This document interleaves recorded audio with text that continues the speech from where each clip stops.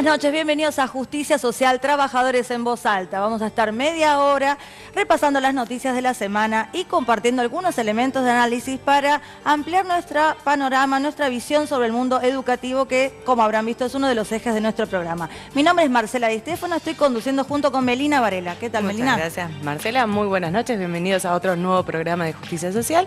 Y hoy te entrevistaremos a Mario Cafiero, de quien hablaremos de muchos temas y también puntualmente de educación. Y también presentaremos un informe, en este caso, Escuelas al Límite. Bien, es una sección que ya alguna gente le está atrapando porque, bueno, es como que les da un pantallazo sobre lo que son la realidad de las escuelas bonaerenses.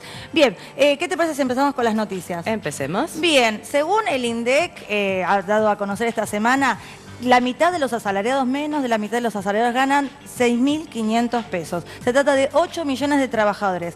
4.000 pesos ganan 5 millones de trabajadores. Increíble la cantidad de gente que percibe salarios tan bajos. Otro de los informes que presentó el INDEC que tiene que ver con el incremento de empleo en el sector público, que aumentó un 4% en referencia al mismo semestre, pero el año anterior. Y con respecto al empleo privado, aumentó un 2,3%. Por otro lado, tenemos las elecciones en el Chaco. Otro candidato del Frente para la Victoria, del kirchnerismo, Domingo Pepo, ha ganado las elecciones, que se impuso ante Ayala por 11 puntos. Bien, el caso de Capitanich va a estar al frente de la Intendencia de Resistencia Chaco. Exacto. Vamos a ver cómo se maneja en ese rubro, porque bueno, es un cambio, ¿no? No se rumorea el nombre de Capitanich para un futuro gabinete si llegara a acceder a la presidencia Daniel Scioli. Sí se habla de otros, por ejemplo Urribarri, que lo estamos viendo en varios actos, Zapac, pero no Capitanich. A lo mejor hubo algunas rispideces cuando él era jefe de gabinete. Bueno, volvamos ahora al tema Tucumán, que lo hemos tocado las semanas anteriores. Finalmente, la Corte Suprema de Justicia de esa provincia decidió no hacer lugar al llamado a volver a elecciones, así que bueno, Juan Mansur fue proclamado gobernador de Tucumán. Bueno, pero en su lugar Cano dijo que va a apelar a la Corte Suprema de la Nación, pero por su parte Macri dijo que habría que acatar el fallo y dar lugar a lo que ha dicho la justicia, ¿no es cierto? Sí, es la última palabra, dijo ya Aníbal Fernández, así que bueno, el tema vamos a ver cómo sigue. Bien, por otra parte, Massa hizo su presentación y dijo en el Teatro Broadway hace unos días atrás, y dijo que va a trabajar con Labaña porque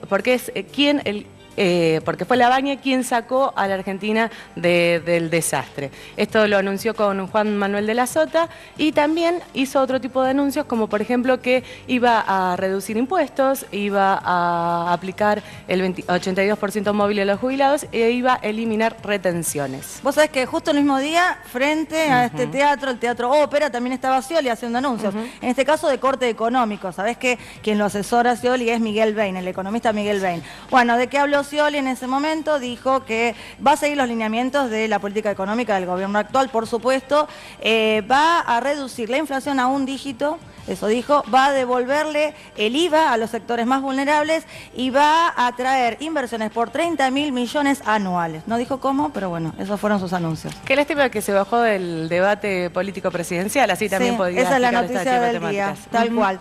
Bueno, y en el tema docente hubo ayer una importante movilización de gremios docentes agrupados en la Mesa Nacional de Sindicatos Docentes. Fueron a la Casa de la Provincia de Santiago del Estero. Les voy a decir qué gremios son los que componen esta mesa nacional. El SUTEF de Tierra del Fuego, ADOSAC de Santa Cruz, UDOCBA por la provincia de Buenos Aires, GDA de Formosa, ADUCA de Catamarca, la Federación CITECH por Chaco, APTEA de Tucumán y CISADEMS de Santiago del Estero. Así que bueno, llevaron un reclamo unificado, Melina. Los aqueja las mismas problemáticas que a muchos docentes de muchas provincias. En esta provincia está muy postergado el salario. Están hablando de realmente elevar el salario docente, el blanqueo salarial también es una prioridad para estas provincias y bueno, mejorar las condiciones de trabajo que está muy precarizado, ¿no? Sí, puntualmente se movilizaron a la Casa de Santiago del Estero porque es la provincia que percibe el sueldo más bajo para sus docentes. Su sueldo básico es de 2.199 pesos, que logran llevarlo a 5.800, un sueldo de bolsillo. Eso demuestra que más del 50% de su sueldo es en negro. Claro, es en negro. Bueno, vamos a ver ahora entonces una nota que hicimos ayer a Ana Blanco, quien es la secretaria general de CISADEMS, el gremio docente de Santiago del Estero, y a Miguel Díaz, secretario general de UDOCBA y también secretario de Políticas Educativas de la CGT Azopardo. ¿Vamos a verlo? Nos venimos reuniendo en Formosa, En el mes de agosto nos hemos reunido en la provincia de Córdoba, en la ciudad de Carlos Paz, y ahora en septiembre habíamos pautado esta reunión en la capital federal para seguir analizando esta situación que nos preocupa tanto en el marco, por supuesto, de la situación que viven muchas provincias del país, sobre todo las del norte, que tenemos los sueldos más bajos del país y la conformación del salario más precarizado. El salario de Santiago del Estero, que desgraciadamente es el que encabeza las peores cifras del país, tenemos los docentes con un salario básico de 2.199 pesos.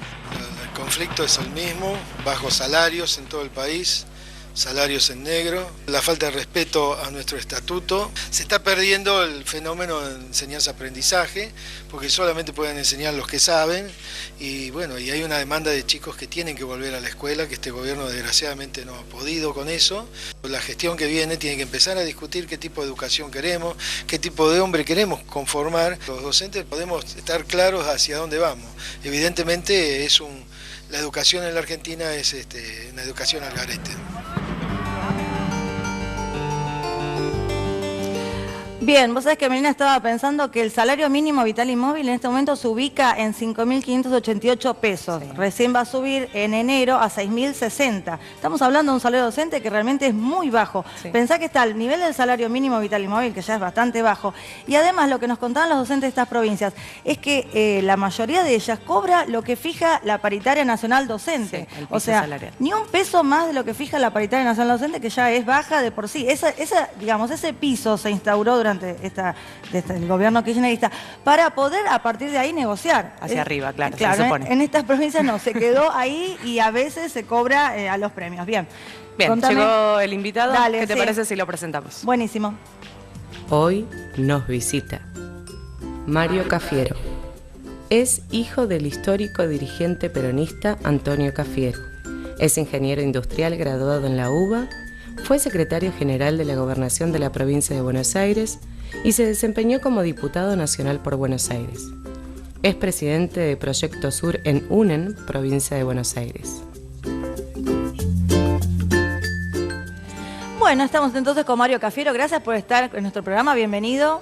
Gracias, Marcela, Melina. Gracias. Bueno, estuvimos repasando las noticias de la semana, el panorama político, gremial. ¿Cómo estás viendo Argentina en este momento, en este proceso eleccionario de cara al 2016?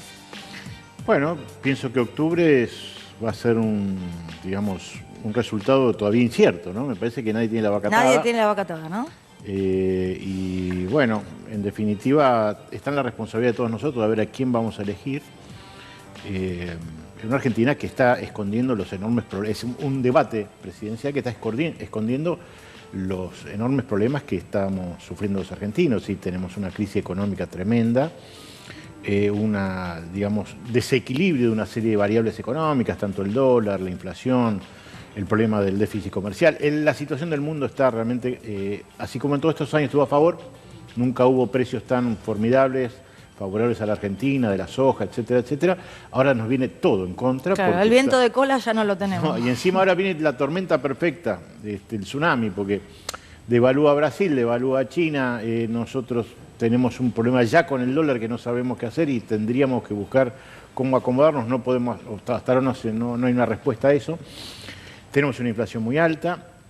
Y tenemos el problema de los salarios. El problema de los salarios de la Argentina es tremendo. Es decir, estas cifras que se dio a conocer INDEC, que ustedes las comentaban, sí, creo que muestran con claridad cuál es el resultado de este supuesto modelo de inclusión y de industrialización.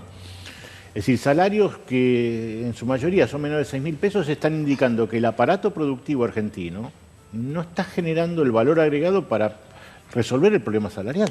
Y si encima nuestros socios como del Mercosur, como Brasil, se caen, devalúan el real, nosotros estamos comprometidos, la industria automotriz, por ejemplo, ¿no? Sí, todo se complica y además nuestro perfil, exportador es un perfil de exportar cereales sin manufactura, es decir, seguimos exportando como en el siglo XIX, en este caso soja, pero sin procesar, ¿no?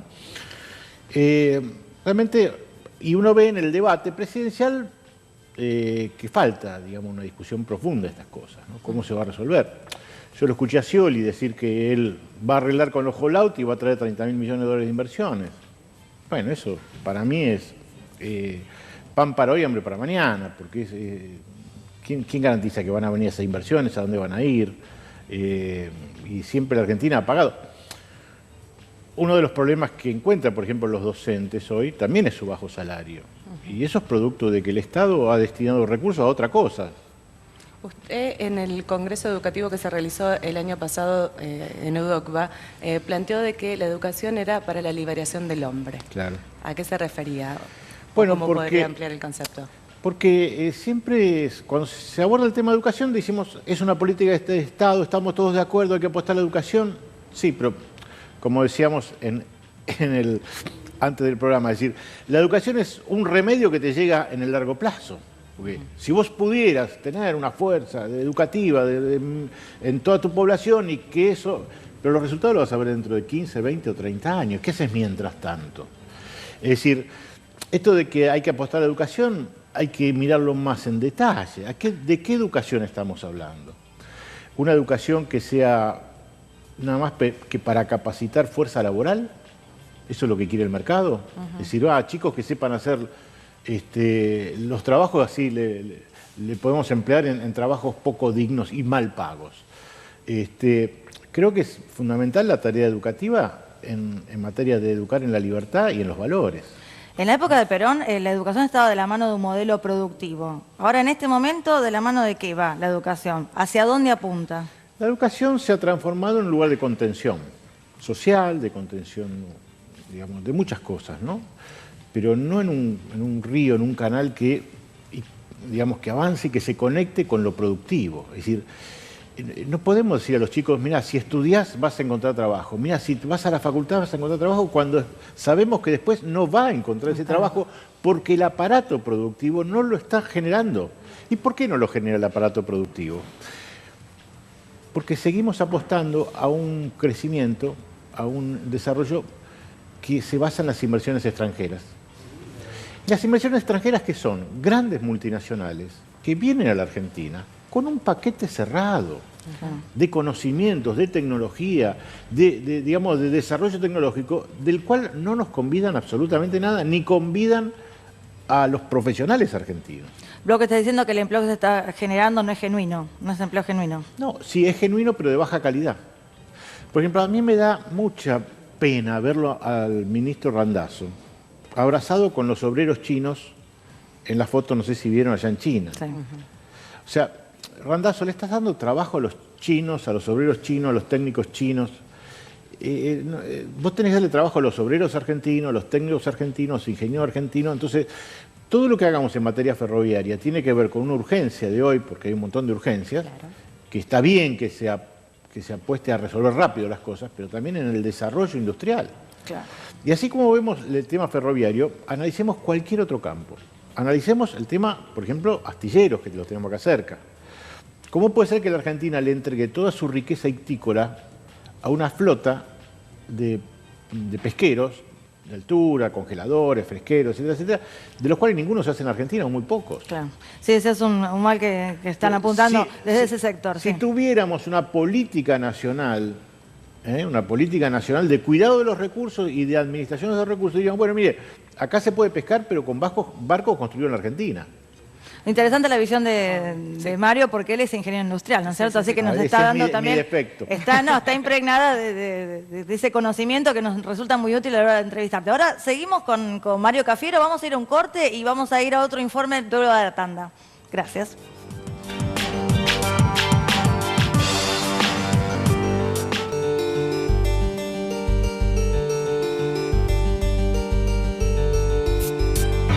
Bueno, seguimos entonces con Mario Cafiero, estamos entrevistándolo. ¿Vamos a ir a un informe también?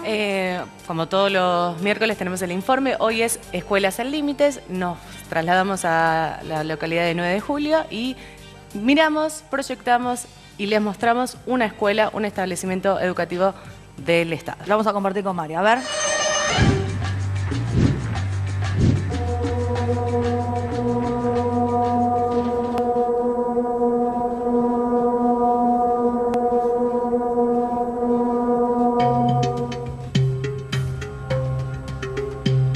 Bueno, estamos en el distrito 9 de Julio, en la escuela Otto Kraus, escuela técnica número 1.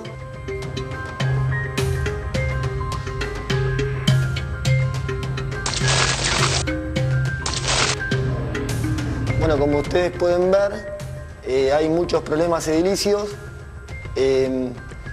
Esta obra tendría que haber estado terminada en el 2010 y bueno, estamos en el 2015 y bueno, seguimos esperando a que el gobierno se digne a solucionar este problema de infraestructura.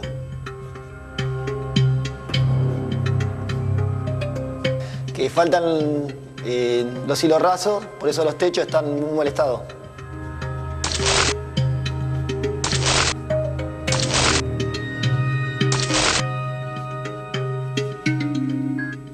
Si la escuela se mantiene es gracias al esfuerzo de su directora y de los docentes que vienen a trabajar acá, que hacen las tareas de mantenimiento, porque la verdad que el Estado está totalmente ausente y acá el responsable es el gobierno provincial, que desde el 2010 tendría que haber terminado la obra y todavía no la terminó. Por eso que los días de lluvia tenemos los techos donde se llueve y donde corren en riesgo la vida de los alumnos y del personal docente de morirse electrocutado.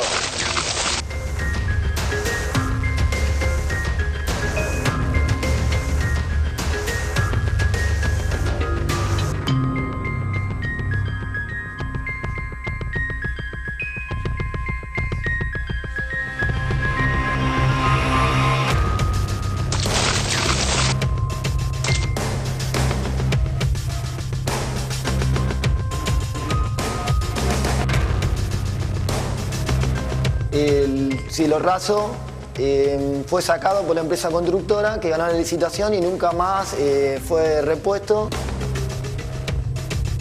Hoy los techos están en muy mal estado y cuando hay los días de lluvia, bueno, se llueve toda la escuela.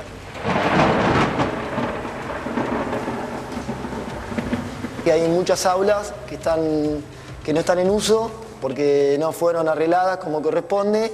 Y bueno, y hoy por hoy no se puede dictar clases en esas aulas porque no están en buen estado.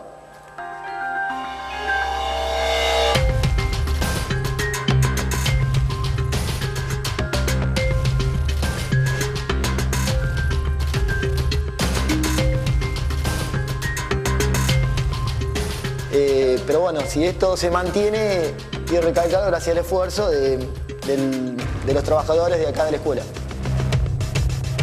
De los trabajadores de acá de la escuela.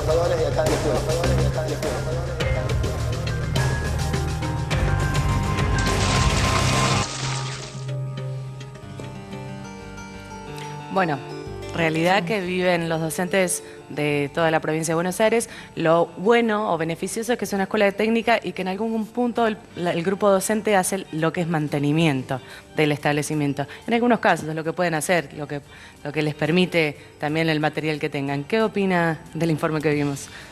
Como vos dijiste, no es solo, es un problema grave de la provincia de Buenos Aires, la falta de infraestructura escolar.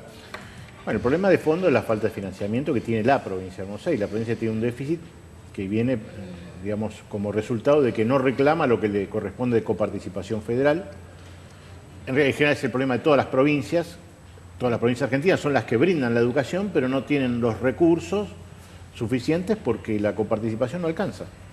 Y la coparticipación queda en el Estado Nacional, es decir, el gobierno nacional es el que se queda con la plata de las provincias y usa esa plata de una manera arbitraria, muchas veces para hacer las obras que quiere y otras veces para atender el problema del servicio de la deuda pública argentina. Este es el problema. Es decir, el Estado Nacional es el que ha garantizado y pagado durante estos años una deuda que siempre es un agujero negro porque siempre pagamos y nunca salimos del problema en el que estamos. Como ingeniero industrial que decíamos en el otro bloque, recordábamos que era Mario Cafiero, ¿cómo ves el tema de la sanción de la ley de escuela técnica que se sancionó justamente durante esta última década para reflotar esta escuela que quedó sepultada durante los años de los 90, ¿no? La época neoliberal? Claro, después de la reforma de los 90, que se desatendió toda la cuestión técnica, se tomó el discurso. Y bueno, y uno ve el enorme esfuerzo que hacen los docentes y digamos, en general todo el plantel de la Escuela Técnica en la provincia de Buenos Aires. Pero ahí, insisto, me parece que lo que debemos mejorar es la vinculación del sistema educativo con el sistema productivo. Claro. Eso es lo que está fallando. Porque los chicos tienen que salir de las escuelas técnicas ya teniendo, ¿no es cierto?, claramente una inserción laboral en un aparato productivo que genere empleos de la calidad que te puede ofrecer la escuela técnica. Ahí está el secreto. Si nosotros necesitamos hacer un shock productivo en Argentina, un shock de salarios en Argentina, tenemos 1 millón de jóvenes que no estudian ni trabajan, y tenemos que dar respuesta a eso con, digamos, generación de trabajo digno. Y eso se hace, bueno, buscando cómo mejoramos todos los recursos naturales que tiene Argentina, cómo mejoramos la industrialización de estas enormes reservas y recursos naturales que tenemos. Por supuesto, cuidando el medio ambiente, respetando la naturaleza, pero uno dice, ¿cómo puede ser que la Argentina exporte poroto de soja? ¿No podemos exportar algo un poquito más? En el siglo XIX... La presidenta lo dijo, cuando habló el famoso discurso de que la soja es un yuyo, ¿te acordás? Como sí, que estamos condenados al modelo agroexportador, ¿no? No estamos condenados. No, si estuviéramos condenados, tendríamos que renunciar a ser un país soberano y un país justo. Justicia social se llama... ¿Cómo lográs la justicia social? Si vos no tenés una adecuada redistribución del ingreso entre el capital y el trabajo, no vas a tener justicia social. ¿Cómo resolvés? Si el capital genera empleos de baja calidad, nunca vas a llegar a la justicia social. Entonces, volvamos al tema de la soja. Digo, ni siquiera en la época más digamos, tremenda del colonialismo inglés del siglo XIX, que renunciamos, ¿no es cierto? La Argentina era la colonia perdida del Reino Unido, por lo menos exportábamos proteína animal, exportábamos carne, que ya requiere un proceso un poco más avanzado que exportar proteína vegetal. Sí, ahí retrocedimos. Hemos retrocedido, es decir, es increíble. Entonces no podemos, digamos, ahora sorprendernos de que tenemos bajos salarios, no, pero si no hemos tenido verdaderamente un modelo industrializador de nuestros recursos naturales. Fíjate el tema de la megaminería también, ¿no es cierto? Cómo le hemos dado a grandes empresas, ¿no es cierto?, a multinacionales como la Barrick, tremendas facilidades. ¿Para qué? Para que saquen los recursos sin dejar absolutamente nada, salvo la contaminación que ya se ve que está contaminación dejando. que está al orden del día, las denuncias. Nos estabas contando fuera de cámara el tema del proyecto educativo en el penal de Hormos. ¿Cómo es? Bueno, yo hace muchos años, ustedes saben que mi madre trabajaba mucho en el tema carcelario. Ana Cafera. ¿Se acuerdan? Y entonces los presos de Olmos, en el centro universitario, que hace muchísimos años ahí funciona, le pusieron el nombre de mi madre y yo soy un poco el padrino de ese centro. Después de muchos años hemos conseguido que el gobierno haga 4 aulas que van a permitir un proyecto que hace mucho tiempo venimos pensando, que es la educación a distancia en las cárceles. Muchas veces los internos no pueden salir al examen o se les complica, o los profesores no pueden ir a la cárcel. Entonces, hoy, mediante internet y mediante una tecnología muy sencilla, vamos a poder lograr ampliar la cantidad de internos que quieren estudiar. Y esto es muy importante porque está demostrado...